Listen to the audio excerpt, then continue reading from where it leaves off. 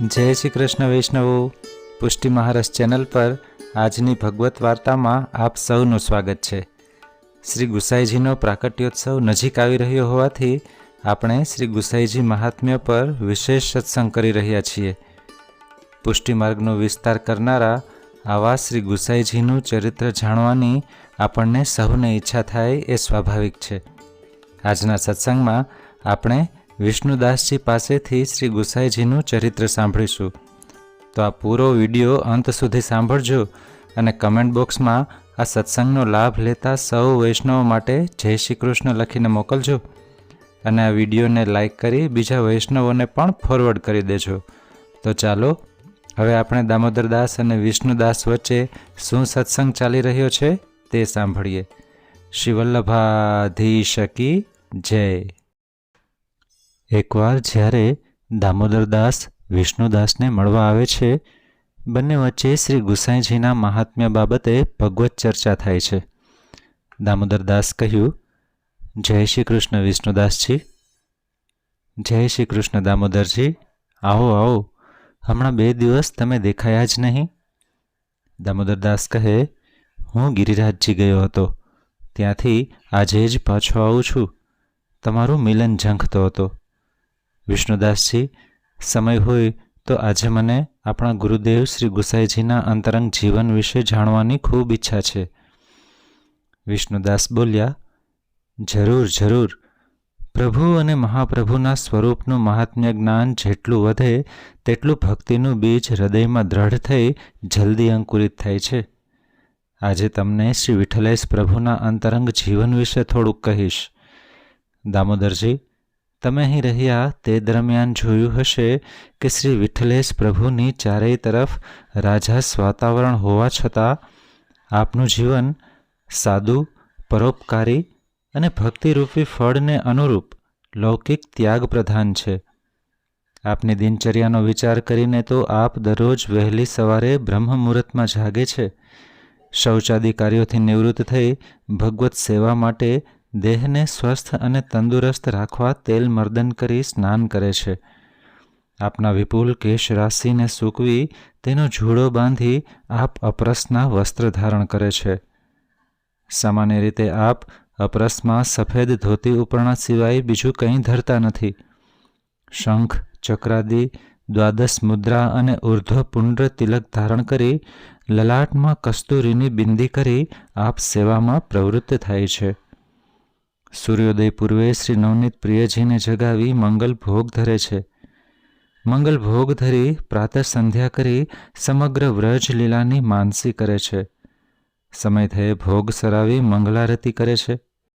ત્યારબાદ આગલા દિવસે તૈયાર રાખેલ ઋતુ અનુસાર વસ્ત્ર શૃંગાર પ્રભુને ધરે છે.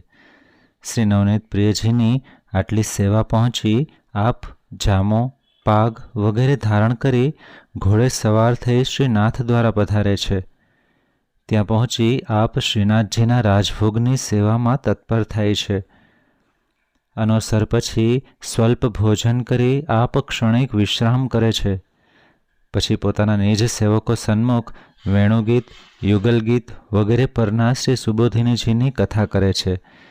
તે સમયે પોતાને જે કંઈ સ્વતંત્ર રીતે સ્ફુરણા થાય તે લખાવે છે. સાંજ થતાં આપ ફરી અપરસમાં સ્નાન કરી શ્રીનાથજીના ઉત્થાપનથી શયન સુધીની સેવામાં પ્રવૃત્ત થાય છે. રાત્રે સૂક્ષ્મ ભોજન કરી આપ ભગવત વાર્તા કરે છે. મધ્યરાત્રિએ પ્રભુને મધ્યરાત્રિનો ભોગ ધરવા ફરી અપરસમાં સ્નાન કરીને પધારે છે અને પછી રાસલીલે તાત્પર્યનું ધ્યાન કરતા આપ પોઢી જાય છે. દરરોજ સાંજે ગોકુલ કે જતીપુરામાં આપ સપરિવાર સ્વહસ્તે પુષ્પની વિવિધ માળાઓ સિદ્ધ કરે છે, જે બીજે દિવસે પ્રભુને ધરાવે છે. બપોરે કે રાત્રે અનુકૂળ સમયે પ્રભુ માટે વસ્ત્ર, શૃંગાર વગેરે પણ સ્વહસ્તે સિદ્ધ કરે છે. શ્રી મહાપ્રભુજીએ નિબંધમાં આજ્ઞા કર્યા પ્રમાણે આપ ત્રિકાલ સેવા કરે છે. સાથે સાથે ત્રિકાલ સંધ્યા વગેરે બ્રાહ્મણ ગૃહસ્થને યોગ્ય સર્વ વૈદિક કાર્યો પણ કરે છે. દામોદરદાસજી કહે, વિષ્ણુદાસજી, આનો અર્થ તો એ થયો કે આપ રાત્રિના સમયે થોડાક કલાક માંડ નિદ્રા લે છે બાકીનો બધો સમય ભગવત સેવામાં જ વ્યતીત કરે છે, અને તે પણ એટલા આગ્રહપૂર્વક. રોજ ગોકુલ અને નાથદ્વારા વચ્ચે આપ ઘોડેસવારી કરવાનો શ્રમ લે છે. વિષ્ણુદાસજી કહે, હા દામોદરજી, કૃષ્ણ સેવા સદા કાર્યનો સિદ્ધાંત આપે પોતાના જીવનમાં ચરિતાર્થ કરી બતાવ્યો છે. આપ પરદેશમાં બિરાજતા હોય ત્યારે પણ દરરોજ સવારે શ્રીનાથજીની સેવાનું અનુસંધાન કરતા રાજભોગ આરતીના સમય બાદ જ ભોજન કરે છે. શ્રી પ્રભુથી દૂર રહેવાને કારણે આપ પરદેશમાં ઘી, દૂધ અને મિષ્ઠ સામગ્રી આરોગતા નથી. જ્યારે વ્રજમાં પાછા આવવાનું થાય ત્યારે 1 માસ પૂર્વે આપ પૌષ્ટિક પદાર્થ ગ્રહણ કરે છે. તે માટે આપનામાં એવી ભાવના છે કે મારું શરીર કૃશ થયેલું પ્રભુ જોશે તો તેમને અત્યંત કષ્ટ થશે. આમ ભગવત સુખનો વિચાર કરી દેહનો ઉપયોગ પણ ભગવત સેવા માટે જ કરે છે. બાકીના સમયમાં ભગવત વાર્તા અને અન્ય સાહિત્યના નિર્માણમાં આપ પ્રવૃત્ત રહે છે. ભગવત સંબંધ ન હોય એવું વાક્ય, હાસ્ય અને આરામનો સર્વથા ત્યાગ કરે છે. પોતાના પ્રાણ પ્રેષ્ઠના વિરહમાં જ પોતાનું જીવન વ્યતીત કરે છે. દામોદરદાસ ફરી કહે, વિષ્ણુદાસજી, હું તો એમ જ માનતો હતો કે આપના જીવનમાં સંયોગ ધર્મ પ્રધાન છે, પરંતુ તમારી વાત પરથી હવે સમજાય છે કે આપ વિપ્રયોગનું અનુસંધાન પણ એટલી જ ઉત્કટતાથી કરે છે. વિષ્ણુદાસ કહે, દામોદરજી, તમે બિલકુલ સાચું કહ્યું. અલૌકિક શૃંગાર કલ્પદ્રુમ રસ ઘન પ્રભુરૂપી ફળના 2 પાસા છે, સંયોગ રસ અને વિપ્રયોગ રસ. કોઈ એક જ રસને પ્રાધાન્ય આ માર્ગમાં ક્યારેય આપવામાં આવ્યું નથી.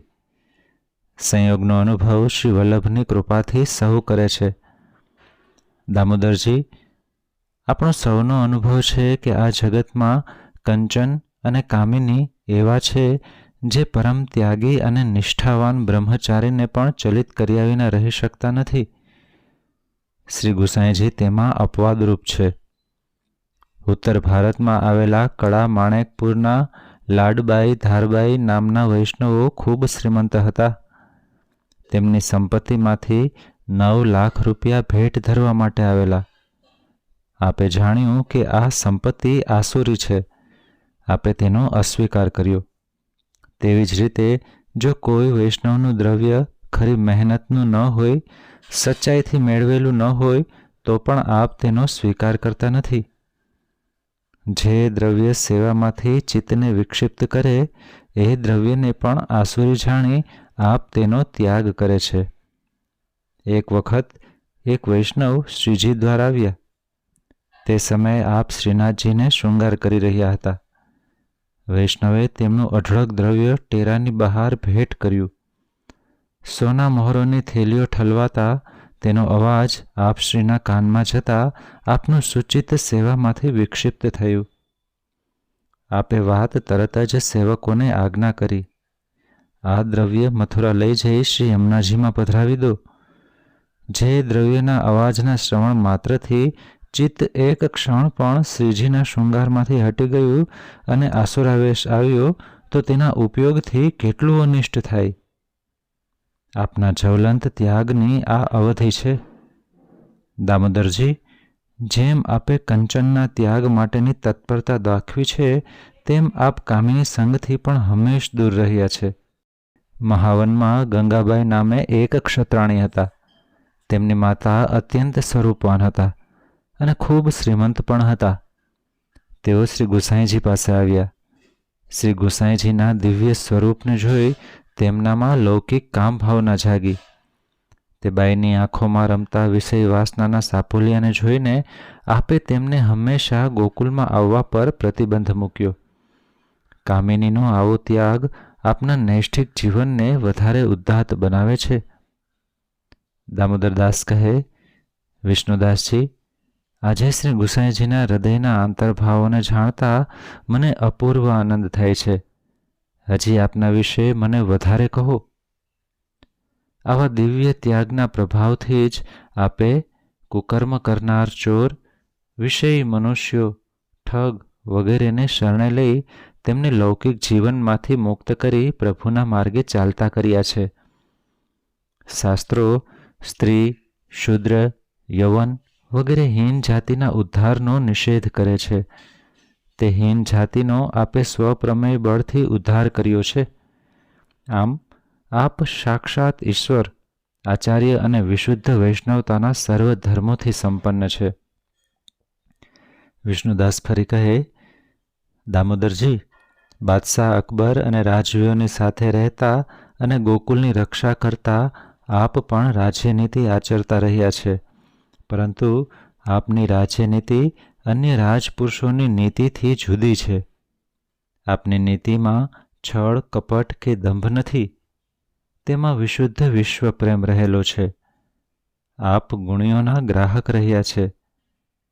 આપે પોતાના જ્યેષ્ઠ લાલજી શ્રી ગિરધરજીને આજ્ઞા કરી હતી કે જો કોઈ યવન પ્રભુના દ્વારે આવે તો તેમની સાથે યોગ્ય રીતે વાત કરવી, તેમને મળવું, તેમનું પ્રમાદથી સન્માન કરવું અને તેમની સાથે આપણું હૃદય ન મળે તો પણ બહારથી તેમને પૂરેપૂરો આદર આપવો. વાહ, આપ તો અપકાર પર ઉપકાર કરનાર છે. હા દામોદરજી, પુષ્ટિમાર્ગના પ્રસારમાં શ્રી વિઠ્ઠલેશ પ્રભુ પોતાના પ્રાણપ્રિય પ્રભુની આજ્ઞાને જ અનુસર્યા છે. આપ જાણતા હતા કે પુષ્ટિમાર્ગમાં રાજસ વધશે, એટલે ભવિષ્યમાં સંપ્રદાયના હિત અને ગૌરવની હાનિ થશે. દુષ્ટો દ્વારા અનેક પ્રકારના આક્ષેપો થશે. ભવિષ્યમાં બનનાર આ બધા દુઃખદ બનાવોને દૂર રાખવાનું સામર્થ્ય આપનામાં હોવા છતાં આવું ભવિષ્ય થાય તેમ પ્રભુ ઈચ્છે છે. માટે આપે પ્રભુની ઈચ્છાને માન આપી રાજસ વધાર્યો. આપના સમયમાં આપણે જોઈએ છીએ કે રાજકીય અશાંતિથી સમાજ છિન્ન ભિન્ન થઈ ગયો છે. ત્યારે આપે ચારેય તરફ પર્યટન દ્વારા સમાજને એકત્ર કરી હિન્દુ મુસલમાન વિરોધી ભાવના મિટાવી અલૌકિક નિર્ગુણ ભક્તિની ધજા નીચે સૌને એકત્ર કરી નિર્ભય બનાવ્યા છે.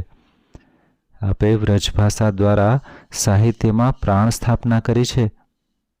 ભક્તિ દ્વારા સમાજને ચેતનવંતો બનાવ્યો છે. આપણે સર્વોચ્ચ પ્રાચીન કળાઓને ફરી વિકસાવી તે પ્રભુને અંગીકાર કરાવી છે. આવા શ્રી વિઠ્ઠલેશ પ્રભુ આજે તો આપણા ભાગ્યથી આપણે માથે બિરાજે છે.